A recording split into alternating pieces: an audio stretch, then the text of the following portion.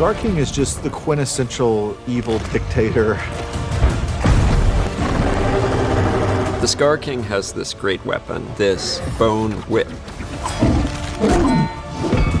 In the same way that humans have weapons of mass destruction, the Skar King's got his version of that. Skar King is a dark counterpart to Kong. He's everything that Kong's not.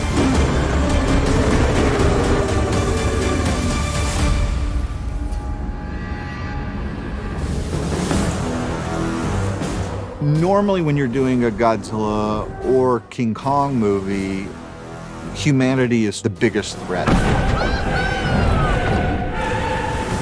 Being able to come up with a villain like the Skar King, it opened the door where we could tell that same evil side of humanity story, but from the monster perspective. And that means creating an even bigger threat that the Skar King is in control of.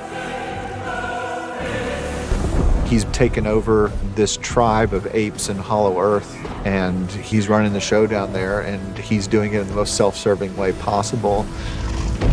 If you look in his throne room scene, you can kind of see that he even has like a little harem. There's little apes that are clearly little Skar King apes.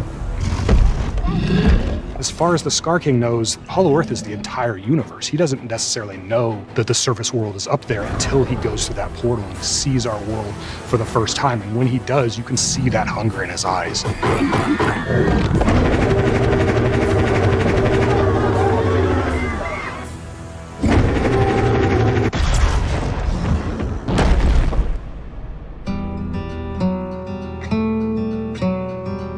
Within the great ape community, you have certain apes that live off of hunting other apes, and they have this look to them that's unlike other primates. There's something evil about them, and so we really started drawing facial features with that as the basis for the Skar King.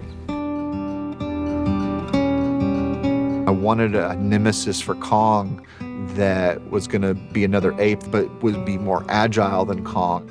He's taller, he's slim, his arms are extra long, he's lanky, his colors are vibrant and red, whereas Kong, deep down, there's something kind of gentle about him. This one's scary and ruthless.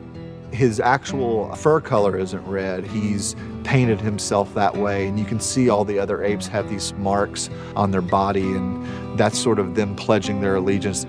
There's even a ranking system. You can see some of the guards, they also have red paint on their face, whereas the worker ones don't have the red paint on their face. I like that he's called the Skar King, although he himself is one of the least scarred apes, because it implies something even darker about him, about how he identifies like his loyal guard through scarring them.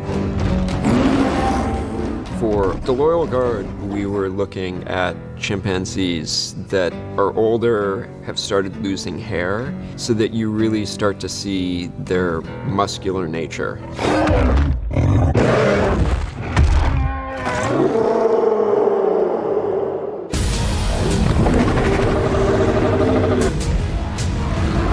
For the Skar King, we wanted to give him this attitude as like he thinks he's the best in the world. He doesn't care about anybody, he doesn't respect anybody.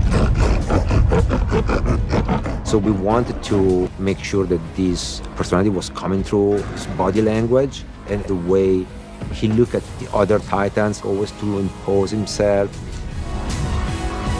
So the Skar King, besides being very agile and moving fast, what did give him strength is his whip.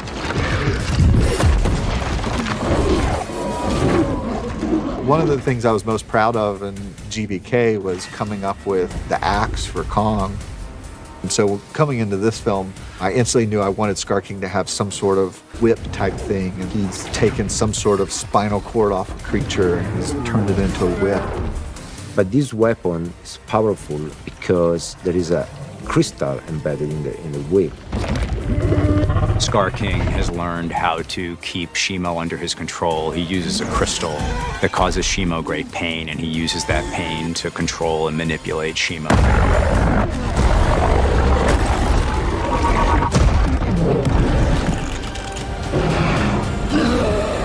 Skar King's by far the smartest opponent we've ever seen in these movies. He's been able to create this army of Kongs. He's been able to capture and weaponize Shimo and use that as the battering ram to fight his way out of Hollow Earth and potentially enslave the surface world as well.